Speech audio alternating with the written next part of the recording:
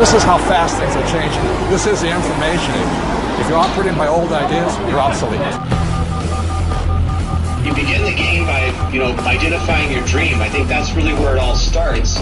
In today's economy, where we are today, it's not just a dream. It's more of a necessity. You've got to identify how you're going to survive more than how you're going to just, get something out there that you want. Here I am in New York City, financial capital of the world, surrounded by millions of people, most of whom will spend their entire lives working hard for money, but will have very little to show for it at the end of their lives. How many people are pissed off? I hate being told what to do. You have to fail fast. No one can steal my dream. You can count on the government destroying the dollar. All currencies have eventually gone to zero. You cannot save your way to retirement. If it's too complex for us, what do we have to do with our money? We have to give it to them. It was pure hopelessness. It was just 100% survival. Somebody's buying it. The public isn't buying it yet, but somebody is. How bad do you want it? That's the question. It's time to acquire. An unfair advantage. What is an unfair advantage? What you're about to learn may just change your life. It's showtime, baby. Let's hit it. The greatest opportunity in the history of mankind is here. We're in the greatest economic change in the history of the world. This is going to be the biggest wealth transfer in my lifetime. We've got an entire society that has been built up over the years with the idea that financial institutions are a better place to put your money than to take control of your own life. If you have a solid financial education, taxes, debt, inflation, and retirement can make you richer, not poorer. The rich will get richer and the poor middle class gone.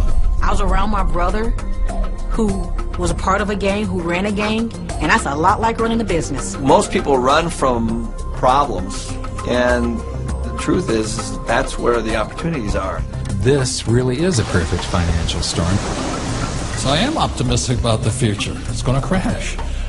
The next big economic boom will not be from the internet or China or India, but will be from empowering women. A big part of success is failing so many times that you learn and learn and learn your lessons. Robert says all the time that if you're not being successful, it's because you're not making enough mistakes. People think that cash is like a safe place to be, a place to park your purchasing power.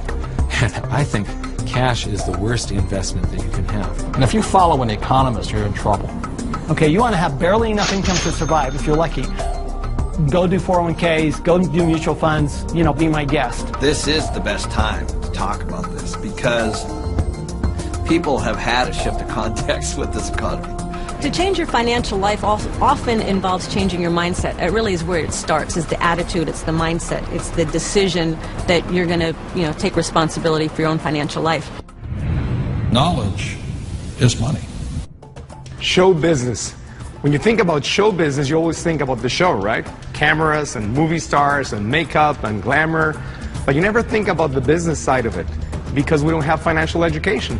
And I didn't learn that until 20 years down the road in my career.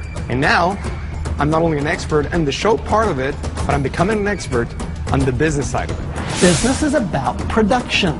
We can produce our way out of any problem. I was probably age 8 when I started thinking about millions. The very, very first step is you've got to select your dream, because taking control of your financial life starts with a dream. There's got to be a bigger purpose than just making money. If you don't have something that is bigger than you, a dream, a huge dream, you're going to quit. Your friends and who you hang out with, whether you're a child or whether you're an adult, will dictate your destiny and your future. And so you have to be picky and choose your surroundings very carefully. It's creativity. It's brainstorming. It's being around like-minded people. People have so many emotions attached to money. And it might be because of how their parents thought about money, or an experience they had around money that, they think it's evil, or they think rich people are bad people, and all of this stuff. But if you just break it down, money is just a tool to be used in this world. Everybody today uses money, like it or not. The absolutely fastest way to put money in your pocket is to reduce your taxes. Gold and silver have been the safe haven asset for every second of the last 5,000 years. My real estate that we own, you know, through depreciation wipes out most of our taxable income. You know, it just makes so much sense to me, you know, and it's so much easier. I went to war to fight for capitalism. I fought for the freedom for a person like me who had nothing, to work hard, to use my brains, and to build a better life for myself and many other people. The problem isn't capitalism. The problem is laziness. People who expect something for nothing. The problem is greed. People who take more than they give. And the problem is ignorance, an education system that thinks that money is the root of all evil. It's ignorance, it's financial ignorance that has caused so much of this problem, not capitalism. It's not just a dream, it's more of a necessity. You've got to identify how you're going